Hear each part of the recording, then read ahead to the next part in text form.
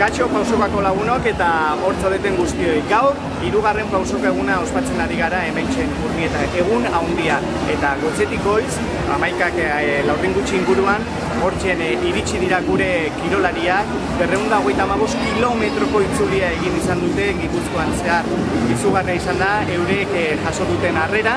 Eta oraintxen, ordu biterriak inguru horretan, paella izugarria, jango dugu goizean, goizeko 7 aritu izan dira jada paella prestatzen hor voluntario lanetan dabiltzaten lagune, eta ordu biterritan jango dugu. Arratsalde partean, ekintza mordoak izango ditugu. Esate baterako, El Coro de los Colores, Guazioneko aktoreak ere izango dira, Eureka eta Oliver dantzariak, eta porrotx handiak ere bere ikuskizun paregabea eskainiko dugu. Beraz, hortxe dituzue sarrerak jateko, hau da, paella eta postrea 5 euroen truke, eta noski ikuskizuna ikusteko ere 5 euro. Beraz, musutruk, etorri zaitezte Urnietara, 3. pausoka hau ospatzea.